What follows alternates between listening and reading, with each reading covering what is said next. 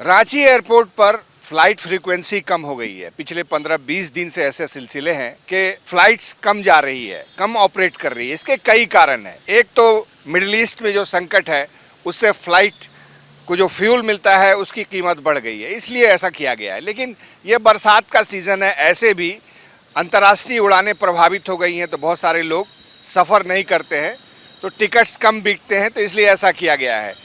इसका जो असर पड़ने जा रहा है वो बहुत उल्लेखनीय है। ये देखिए, जो पार्किंग है, पार्किंग को 30 लाख रुपए महीना एग्रीमेंट के मुताबिक एयरपोर्ट को देना पड़ता है। 30 लाख रुपए महीना देना पड़ता है और आमदनी हो रही है 15 लाख की। मतलब 15 लाख रुपए घर से कौन देगा? लिहाजा एयरपोर्ट पे जितने भी कैंटीन सर्विस वाले हैं, कॉफ़ी शॉप वाले हैं, शॉप वाले हैं, सब लोग परेशान हैं और सब लोग यही सोच रहे हैं कि अपना अपना काम फिलहाल रोक देंगे। आपका क्या कहना है? कि सही बात है? सही है, सही, बिल्कुल बिल्कुल।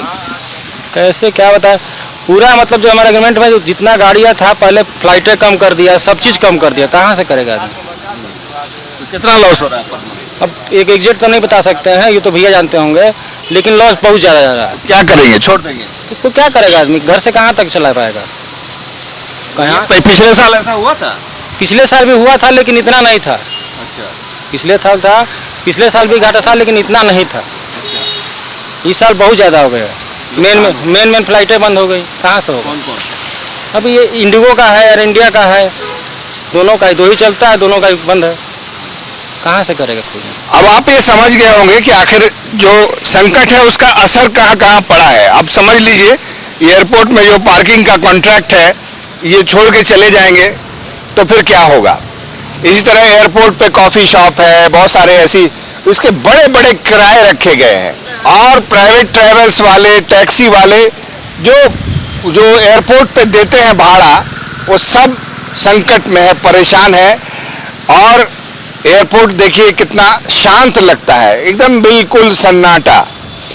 मूवमेंट जब होती है फ्लाइट की, जब फ्लाइट आती है तो ही कुछ मूवमेंट हुई, कुछ टैक्सी वालों की कमाई हो गई।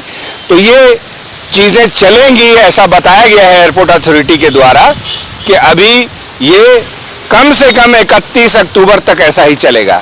उसके बाद जब सीज़न आएगा तो फ्लाइट्स की संख्या बढ़ेगी, तो सब कुछ सामान्य हो जाएगा। लेकिन फिलहाल तो रांची एयरपोर्ट का सन्नाटा कई लोगों के लिए संकट का कारण है।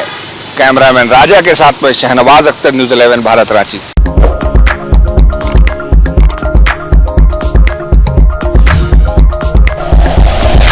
Like and share videos, subscribe करें हमारा चैनल और प्रेस करें बेल आइकॉन। न्यूज़ 11 भारत, सच है तो दिखेगा।